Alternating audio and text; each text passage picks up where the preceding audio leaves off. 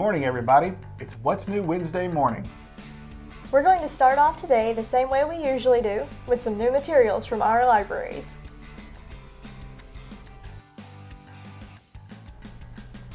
This week in new materials, we have Murder on Wall Street by Victoria Thompson. A reformed gangster is preparing to become a new father when an old rival is shot dead. A midwife and her husband must discover who killed the despised banker before an innocent family is destroyed. Finding Ashley by Danielle Steele. Melissa leads a quiet life in New England since she lost her young son to cancer and her marriage dissolved. But when a wildfire threatens her home, she gets a call from her estranged sister, which brings up family secrets long hidden. What Happened to You? Conversations on Trauma, Resilience, and Healing by Dr. Bruce D. Perry and Oprah Winfrey. In a deeply personal conversation with Oprah, Dr. Perry, a renowned brain development and trauma expert, discusses the benefits of moving from what's wrong with you to what happened to you. And last we have Earwig and the Witch, a new film from Studio Ghibli, creators of Spirited Away. This time the studio turns to CG to tell the story of an orphan with magic powers who is forced to live with a selfish witch.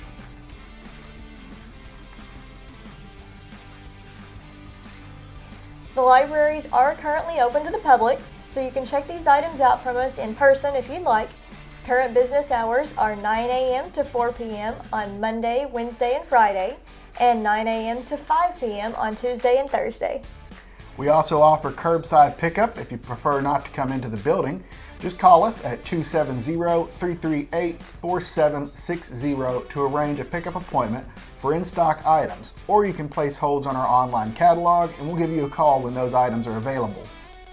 We also have some special items available for checkout, including laptops with internet hotspots, and you can find more information about those bundles in our previous videos, or you can call us or stop by to find out everything you need to know about borrowing those items from us. We will not be giving away our regular activity kits during the month of May as we're preparing for our summer reading activities. Summer reading this year will feature different age-appropriate reading and activity challenges, giveaways, online videos, and virtual programming. Summer reading will be held June 7th through July 2nd, and registration begins May 24th. Even though we aren't giving away activity packs in May, we do have some other activities going on. Next week starts our Design Your Own Bookmark contest. That contest is open to all ages, and the winners for each age group will receive a prize. And the winning designs will also be printed and will be made available to our library patrons. You can pick up a contest form at the front desk of the library beginning Monday, May 3rd. Entries are due back to the library by May 24th to be considered for the contest. And we have one more announcement this morning. If you've been to some of the local parks or walking trails recently, you may have noticed some new signage going up. We're installing story walks at both ends of the Rails to Trails walking trail, the Lou Ray Park in Central City, the Ray Jones Athletic Complex in Greenville, and at the Bremen Walking Trail. Story walks feature a children's story that has been broken into sections and placed on signs located along the trails. As you walk, you can read along with the story and complete some other suggested activities as well. Some of our story walks are already complete and ready for use, and they should all be completed very soon. We encourage everyone to go check them out as they are installed and open to the public. Each story walk includes a link to a survey at the end of the story, so please take the survey if you visit our story walks so we can monitor how we're doing.